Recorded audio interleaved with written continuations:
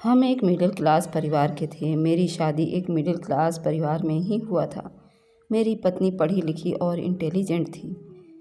हमारी शादी को 10 साल हो चुके थे, लेकिन हमारी कोई भी औलाद नहीं था। हमें औलाद की कमी बिल्कुल भी महसूस नहीं हुई, क्योंकि मैं अपनी ज़िंदगी में बहुत ही बिजी था। मैं 6 महीने पहले अपना खुद का कारोबार शुरू किया था। खुद का बिजनेस था और वह बिजनेस काफ़ी अच्छा चल रहा था और पैसे भी काफ़ी आने लगे थे। इतने पैसे आ गए थे कि हम अब अंदर कॉलोनी से निकलकर बाहर अच्छे सोसाइटी में खुद का बंगला टाइप में घर ले लिया था। अब हम हाई क्लास सोसाइटी में रहने लगे थे और ये सब मेरी पत्नी की वजह से ही हुआ था, क्योंकि एक बहुत अच्छी समझदार और इंटेलिजेंट पत्नी थी और वे अपने पास थोड़े थोड़े पैसे करके काफ़ी सेविंग किया करती थी, जिसकी वजह से मैंने आज फैक्ट्री खोली थी और हर मुश्किल में वह मेरा साथ दिया करती थी। इस वजह से मैं वह सारे काम कर पाया और आज मैं यहाँ तक पहुँच गया कि मैं एक अच्छे सोसाइटी और अच्छा बिजनेसमैन और बड़ा आदमी कहलाने लगा था। लोग मेरे आगे पीछे दोस्ती करने के लिए घूमा करते थे और अब इसी वजह से मेरे अंदर थोड़ा सा घमंड भी आ गया था। लेकिन मेरी पत्नी इतनी हाई क्लास और सोसाइटी में रहने के बाद भी वह एक मिडिल क्लास की तरह ही रहती थी और एकदम साधारण औरत की तरह मेरे साथ किसी भी बिजनेस पार्टी में नहीं जाया करती थी और उसको ये सब बिल्कुल भी पसंद नहीं था। मेरी पत्नी एक धार्मिक औरत थी और वे अपने पूजा पाठ में काफ़ी व्यस्त रहा करती थी और मैं काफ़ी बिजी हो गया था अपने बिजनेस में। अपनी पत्नी को तो मैं बिल्कुल भी टाइम ही नहीं दे पा रहा था। अब तो मैं घर में भी कभी कभार पत्नी से के पास सोने के लिए आया करता था। सच तो ये था कि मैं अब घर आना ही नहीं चाहता था कि जब भी मैं घर आऊं तो मेरी पत्नी अपने पूजा पाठ में बिल्कुल व्यस्त रहा करती थी और मैं जब आता था तो वो अपने ताने और बाने और शिकवा शिकायत लेकर बैठ जाया करती थी। इसकी वजह से मेरा दिमाग खराब कर देती थी। अब पहले जैसा बिल्कुल भी हम दोनों में प्यार नहीं था। मैं जब भी काम से थका हारा अपने घर में सुकून की सांस लेने आता तो मेरी पत्नी सारा बर्बाद और तहस नहस करके रख देती थी। मैंने अपनी पत्नी को कई बार समझाया कि तुम अपने आप को कम से कम सोसाइटी देखकर बदल लो, थोड़ा सा किटी पार्टी में चली जाओ और मार्केट चली जाओ और थोड़ा सोशल मीडिया पर भी रहा करो, ताकि तुम्हारा दिमाग सही रहे और तुम खुद को अकेला महसूस ना करो। लेकिन मैं जब भी घर आता तो वह मुझे घर में ही मिलती थी, अपने पूजा पाठ में व्यस्त, या फिर खाली हो जाती तो मुझसे और अपनी शिकवा शिकायत और मुझसे लड़ाई करने में व्यस्त हो जाती थी। मैंने उससे तंग आकर अपने घर आना ही बंद कर दिया, बिल्कुल भी छोड़ दिया घर जाना। वैसे भी बिजनेस में और घर से बाहर कितनी लड़कियां फ्रेंड थी और बिजनेस में भी कितनी औरतें थीं, तो मैं उन लोगों में दिलचस्पी लेने लगा था और घर का रास्ता भूल गया था। कई बार मेरे पुराने दोस्त मुझसे कहा करते थे और फिर मैं उन लोगों के कहने पर ही अपनी पत्नी को कभी कभार शादी पार्टी में उसे ले जाया करता और फिर घर छोड़कर वापस चला जाता था। अब तो घर मुझे जैसे जेल की तरह लगने लगा था और मेरी पत्नी मुझे फ़ोन करती और तो कई बार बहाने उस पर बना दिया करता था। फिर मैं अपना फ़ोन स्विच ऑफ कर लिया करता था। अब इतनी हसीन लड़कियां कई मेरे आगे पीछे, तो मैं घर पलट कर क्यों देखता भला अपनी पत्नी की शिकवा शिकायत सुनने के लिए। बिरंगी दुनिया में जैसे मैं अपनी पत्नी को भूलता ही जा रहा था। लेकिन एक दिन मैं घर अचानक चला गया तो देखा मेरी पत्नी एकदम सजी सवरी और तैयार होकर बैठी है। सबसे बड़ी बात ये थी कि उस दिन मैंने उसे कोई फ़ोन भी नहीं किया था और मुझसे उसने इतने प्यार से बात करी और कोई शिकवा शिकायत भी नहीं किया। और जितना टाइम मैं उसके पास में था वे मुझसे इतने प्यार से बात कर रही थी। मैंने उस बात को ज़्यादा सीरियसली नहीं लिया और फिर वापस अपने बिजनेस के काम में कहीं चला गया। फिर वक्त जैसे जैसे गुजरता गया मैंने अपनी पत्नी को बदलता हुआ देखा और वक्त के साथ साथ उसने अपने आप को बहुत कुछ बदल लिया था। अब वह बाहर किटी पार्टी और शॉपिंग मॉल के लिए भी आराम से जाने लगी थी। जब मैं भी घर पर आता तो मुझसे भी बहुत अच्छे से मिलती थी और अब मैं फ़ोन करके पूछता तो बोलती कि मैं कहीं बिजी हूँ। मुझे थोड़ा अजीब सा लगने लगा था कि जो पत्नी मेरे घर के कभी भी निकलती नहीं थी, अब वह शॉपिंग करने लगी और मॉल जाने लगी और घूमने फिरने लगी, किटी पार्टी में जाने लगी। उसने अपने अंदर इतना बदलाव लाया कि अब वह गाड़ियाँ भी अपने आप से ही चलाया करती थी और ड्राइवर को साथ भी नहीं ले जाया करती थी। मैंने इस तरीके से एक घर में जासूस के तौर पर एक नौकरानी रख दी, जो कि मेरी पत्नी कहाँ जा रही है और कहाँ आ रही है और क्या कर रही है, उसका पल पल का खबर मुझे दिया करती थी। तुम्हारे पास कोई सबूत नहीं है। प्रॉब्लम ये थी कि मैं एक लड़की से बहुत प्यार करने लगा था और मैं उससे शादी करना चाह रहा था और वह मेरे टाइप की लड़की थी और मुझसे कंधे से कंधा मिलाकर चल सकती थी। और सबसे बड़ी बात ये थी कि वह बहुत पैसे वाले घर की लड़की थी और उसके बाप के साथ मेरा बिजनेस अच्छा चल रहा था। अगर उससे मेरी शादी हो जाती तो मेरे कारोबार में और तरक्की हो जाती, लेकिन उसकी एक शर्त थी कि मैं पहली बीवी को अपने तलाक दे दूं। तलाक तो बगैर किसी वजह से भी दे सकता था, लेकिन मेरी बीवी दिन ब दिन बहुत बिजी रहने लगी थी। इस वजह से मैं बहुत डिप्रेशन में जाने लगा था। मैं अपनी पत्नी का राज जानने के चक्कर में लग गया। मेरे घर न आने पर मुझे बार बार कॉल करने वाली पत्नी वही अब कॉल नहीं करती, न घर आने के लिए पूछती है एक शब्द। मुझे लग रहा था कि शायद मेरी पत्नी भी किसी और के प्यार में पड़ गई थी। उस पर शक करने के चक्कर में मैं सब कुछ भूल गया था कि ये सब तो मैं भी कर रहा हूँ। मैं तो किसी दूसरी लड़की को अपनी ज़िंदगी में लाने के लिए सोचता हूँ। अगर मेरी पत्नी कुछ ऐसा कर रही है तो उसमें गलत क्या है। मैंने एक नौकरानी रख ली जो मेरी पत्नी पर हर दम नज़र रखेगी। नौकरानी ने मुझे बताया कि मेरी पत्नी हर रोज़ 3 से 4 घंटे के लिए घर से गायब हो जाती है और कहाँ जाती है किसी को पता नहीं, और वह वापस आने पर इतनी थकी हुई होती है फ़ौरन सो जाती है। अब मैं सोच लिया कि मैं खुद उसका पीछा करूँगा, देखूँगा कि वह कहाँ जाती है। एक दिन मैंने अपने पापा की कार ली और मेरी पत्नी जाने के बाद अपनी कार उस कार के पीछे लगा दी और उसके थोड़े फासले पर अपनी कार रखकर उसका पीछा करने लगा। तब मैं देखकर हैरान रह गया कि मेरी पत्नी एक पार्किंग में गाड़ी खड़ी करके और वहाँ से निकल गई। मैं उस गाड़ी के पास बहुत देर इंतज़ार कर रहा। फिर मैंने गाड़ी को चेक किया, गाड़ी तो बंद था, लॉक करके गई थी। फिर मैं अपने पत्नी को आजू बाजू में तलाशने लगा। फिर मैंने वहाँ आसपास सभी जगह उसको देखा, वह कहीं नहीं मिली। मुझे ऐसा लगा कि उसको आसमान खा गया, कि ज़मीन निगल गई। मैं वहाँ उसको 4 घंटे इंतज़ार करता रहा और ना ही उसकी गाड़ी के पास कोई आया। मैं बहुत परेशान हुआ और दुखी होकर वापस अपने घर को चला आया और नौकरानी से बोला कि मेम साहब को फ़ोन लगाओ कि वे कहाँ हैं। तो नौकरानी ने बताया वह तो घर पर आ गई हैं, पर 3 घंटे बाद आई हैं। अब मुझे अपनी पत्नी पर बहुत गुस्सा और शक भी होने लगा था, लेकिन मैं उन सब के आधार पर अपनी पत्नी को तलाक तो नहीं दे सकता था और मैं उससे किसी भी हालत में अपनी ज़िंदगी से छुटकारा तो नहीं पा सकता था। लेकिन मुझे भी उसके बारे में अब सब कुछ जानना था। मेरी पत्नी क्या कर रही है और कहाँ जा रही है, ये सब कुछ मालूम करना था। मेरी पत्नी क्या कर रही है और मेरे पीछे कहाँ जा रही है और उसके साथ कौन है जो उस रास्ते पर उसको लेकर गया है, और ये सब जानना मेरे लिए अब बहुत ज़रूरी हो गया था। एक दिन नौकरानी ने बताया कि अजीब से लोग मेरे घर पर आते हैं, लेकिन अक्सर दरवाजे से ही वापस चले जाते हैं। लेकिन एक जोगी भी आता है जो रोज़ आता है और कभी कभार तो मेरी पत्नी उसे अंदर भी ले आती है। अजीब बात थी, मेरे ड्राइंग रूम में भी आता है और मेरी पत्नी सख्ती से उस कमरे में किसी को भी नहीं जाने देती और अपना दरवाज़ा अंदर से लॉक कर लेती है, क्योंकि मेरे बेडरूम में बाहर की आवाज़ बिल्कुल भी नहीं जाती है। ये तो मुझे पक्का यकीन हो गया था। अब तो मुझे मालूम हो गया कि मेरी पत्नी सच में किसी के चक्कर में है। लेकिन एक जोगी के साथ क्या मेरी पत्नी का चरित्र इतना गिर चुका है? एक जोगी के साथ रिलेशनशिप में रहना चाहती है? क्या उसे दुनिया में कोई और इंसान नहीं मिला था? उस जोगी में ऐसा क्या था और मेरी पत्नी मुझे धोखा दे रही थी? उस जोगी को क्यों अहमियत दे रही थी?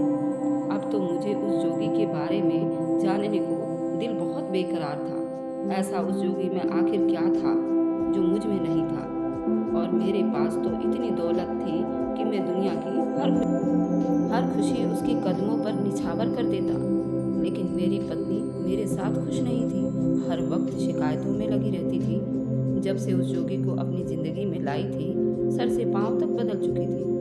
हर वक्त हंसती मुस्कुराती रहती थी और पहले हर बात पर शिकायतें करती रहती और अकेली रहती थी और पूजा पाठ में घंटों लगाती।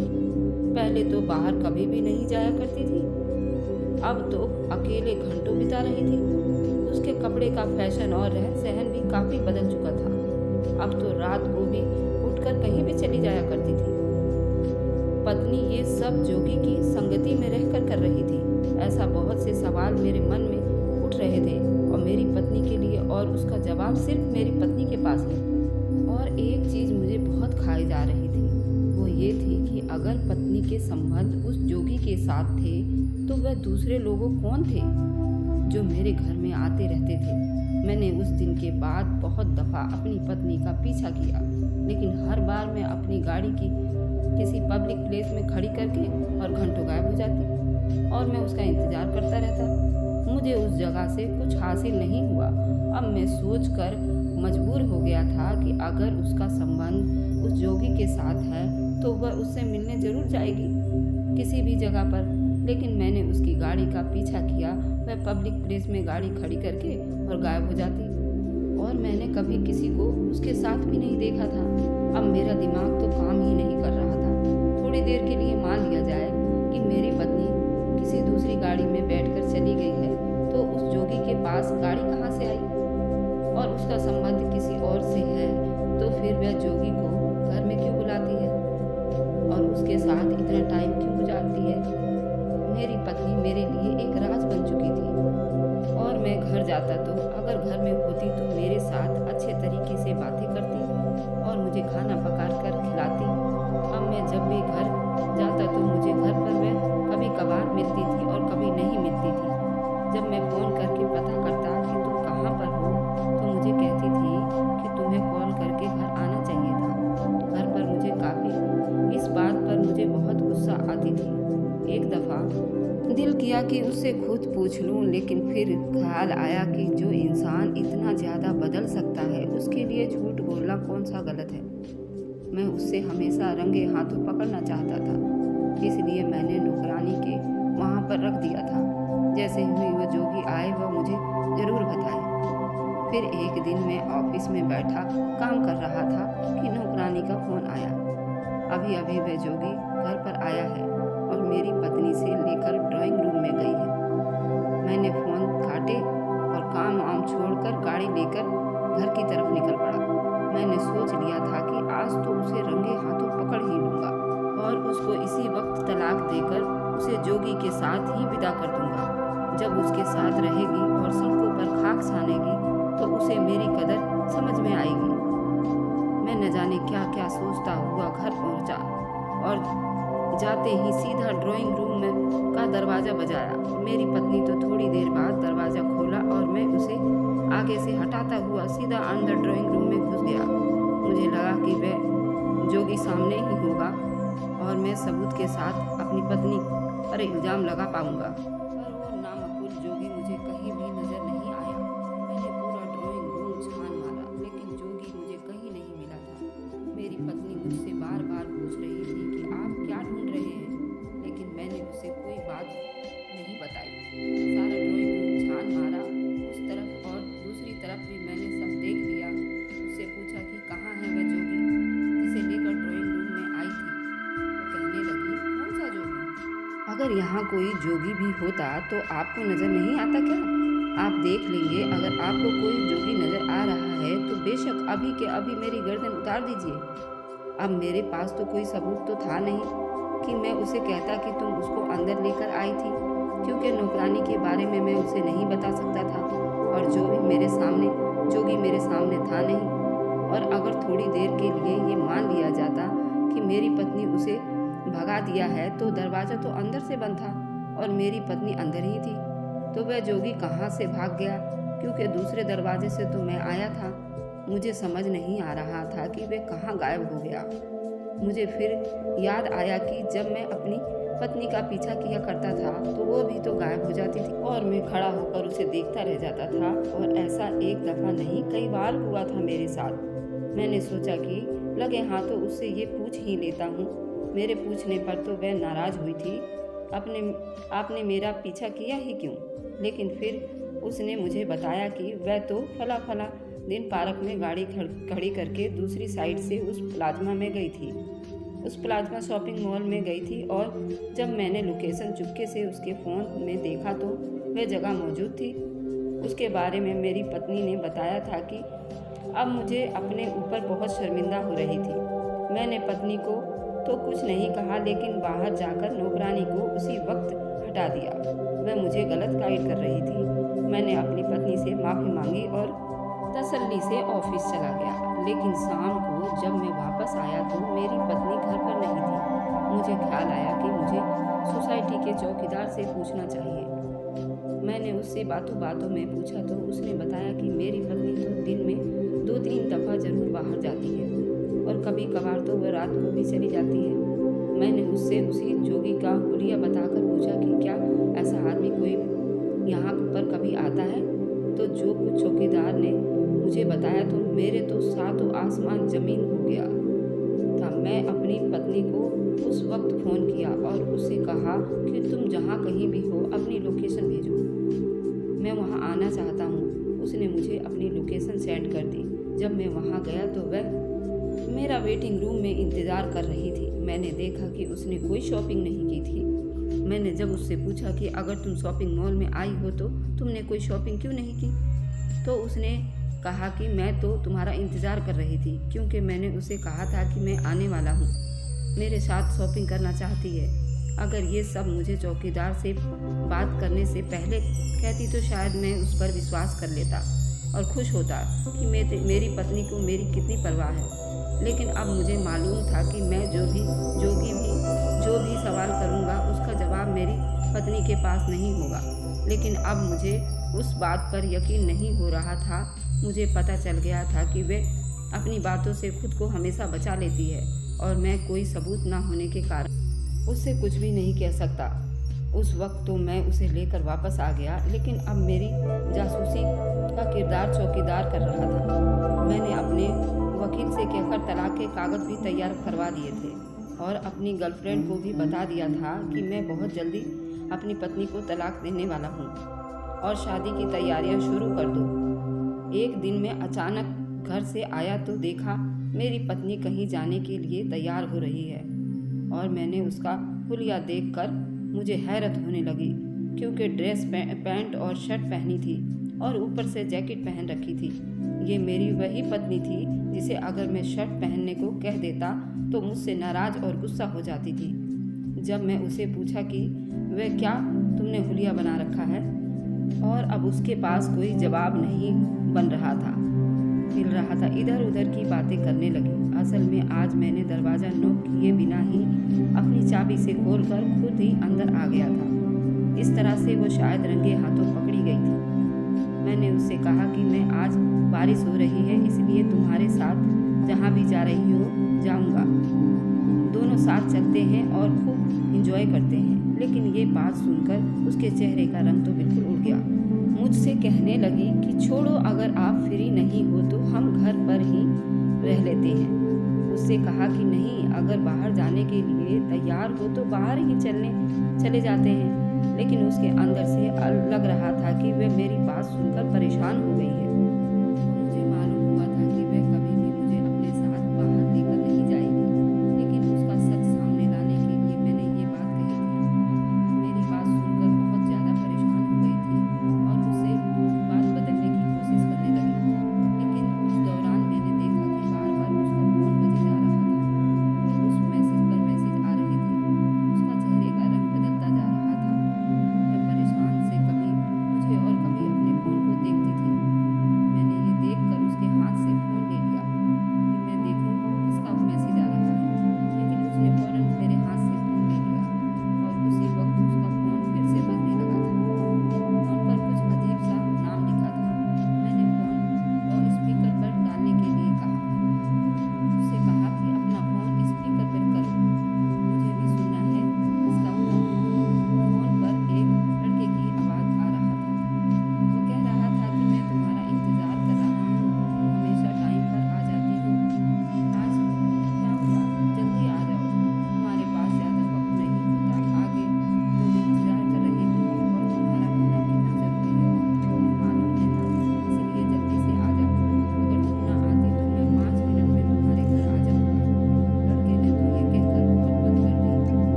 फिर उसके बाद मैंने अपनी पत्नी से पूछा कि ये लड़का कौन है और तुम कहाँ जा रही थी।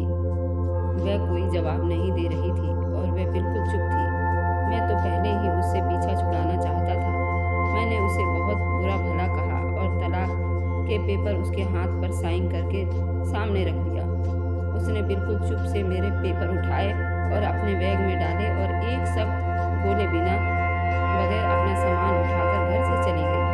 और उसको सामान उठाता देख मुझे हैरत हुई तो वह पहले ही तैयार करके बैठी थी और जो उसको तलाक देने के बाद थोड़ा बहुत दुख मुझे हो रहा था वह सामान देखकर खत्म हो गया था कि अगर मैं उसे तलाक न देता तो वह मुझे खुद ही छोड़कर जाने वाली थी। मैंने उसे तलाक देकर उसकी मुश्किल आसान कर दी। उसके जाने के कुछ दिन बाद गुजरते मैंने कुछ चौकीदार से पूछा कि क्या जोगी अभी भी यहाँ आता है, तो उसने बताया कि बहुत दिनों से जोगी नहीं आया। मैंने उससे कहा कि जोगी अब आएगा भी नहीं क्योंकि मैंने अपनी पत्नी को तलाक दे दी है। और उस पर चौकीदार ने कहा कि साहब आपने तो अच्छा किया। जो औरत अपने इतने अच्छे पति के होते हुए एक जोगी के साथ अपने संबंध रखती है तो वह घर में रहने लायक नहीं है। असल में मुझे उस चौकीदार ने बताया था कि उसने उस जोगी को भी बहुत बार हमारे घर में आते जाते देखा था। तो उस दिन मैं नौकरानी के बताने पर घर आया था। उस दिन भी जोगी हमारे घर आया था और मेरे घर में न जाने के बाद थोड़ी देर बाद वापस चला गया था। मुझे नहीं मालूम कि जोगी उस दिन कहाँ से निकल कर गया था, लेकिन मुझे यकीन हो गया था कि मेरी पत्नी मुझसे झूठ बोल रही है। शायद यही वजह थी कि अब मैं उसकी किसी बात पर यकीन नहीं कर रहा था। मैंने उससे पीछा छुड़ाने की कर लिया था। मैंने दूसरी शादी कर ली थी और मैं दूसरी शादी से बहुत खुश था। मेरी पत्नी बहुत शोषक थी और उसकी वजह से मुझे कारोबार में बहुत ज़्यादा फायदा होने लगा था। लेकिन कभी कभार मुझे अपनी पहली शादी के 3 साल याद आते हैं। मेरे पास इतना पैसा नहीं था लेकिन मेरी पत्नी मेरा बहुत ख्याल रखती थी।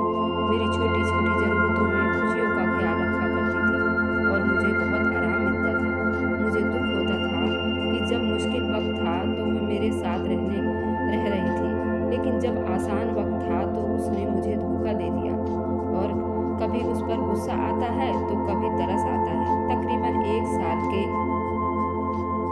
बाद मेरा एक काम के सिलसिले में खुफिया पुलिस के दफ्तर में जाना हुआ। वहाँ बैठा ही हुआ था कि मुझे वहाँ उसकी आवाज़ सुनाई दी। मैंने मुड़कर देखा तो जैसे मैं जम सा गया, मानो मैं पत्थर बन गया था। वह कोई और नहीं थी, मेरी पहली पत्नी थी जो किसी इंस्पेक्टर को किसी बात पर डांट रही थी। मैं फौरन उठकर उसके पास गया। तुम यहाँ क्या कर रही हो?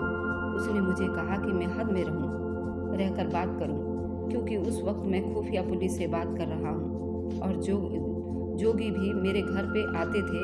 वे दूसरे लोग जिनकी वजह से मैं उस पर शक कर रहा था वे सब खुफिया पुलिस के बंदे थे। और जोगी उसका भाई था। असल में उसे मालूम हो गया था कि मैं किसी दूसरी लड़कियों के चक्कर में हूँ और जल्दी या देर दूसरी शादी कर लूँगा, इसलिए उसने अपना रास्ता बदल लिया और अपना साथी ढूंढ लिया था। मुझे समझ नहीं आ रही थी कि मैं माफ़ी कैसे मांगूं, इसलिए मैं अभी संकोच में ही था तो उसने मेरी मुश्किल आसान कर दी। आपको माफ़ी मांगने की ज़रूरत नहीं है, बीता हुआ कल जा चुका है। अब मैं अपने आज में हूँ और अब इसकी ज़रूरत नहीं है। मैं बीता हुआ कल अपना भुला चुकी हूँ और मैंने अपने आप को खुफिया एजेंसी में सौंप दिया है और मैं अपने देश के लिए कुछ काम करना चाहती हूँ। लेकिन जिसने आपने शादी की है उसे धोखे देने का सोचिएगा भी मत, क्योंकि वह मेरी तरह गरीब की बेटी नहीं है। अगर आपने धोखा दिया तो उस दफ़ा आप खुद मुश्किल में आ जाएंगे। ये कहकर चली गई। लेकिन मेरे लिए सोचो कि बहुत सारे रास्ते खुल गए। ये सोचने पर मजबूर हो गया कि मुझे कितनी बड़ी गलती हुई है। उसका बीता हुआ कल तो मेरे सामने था। उसने इतने साल मेरे साथ गुजारे थे। जब मैं उसका किरदार जानता था तो मैंने उस पर शक किया था कैसे, लेकिन अब पछताने से कुछ हासिल नहीं हो सकता था, इसलिए मैं वहाँ से वापस चला आया। लेकिन आज भी ये बात सोचकर मेरा दिल जलता है कि मैंने उसके साथ ज्यादती की है और मैं उसे चाह कर भी नहीं भुला पाता। मैं अपना बीता हुआ कल उसके साथ बहुत मिस करता हूँ।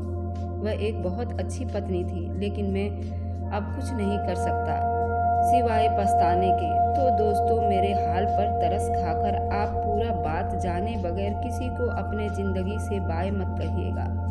तो मेरी कहानी कैसी लगी दोस्तों, मुझे कमेंट में ज़रूर बताएं और स्वस्थ रहें, खुश रहें। धन्यवाद दोस्तों।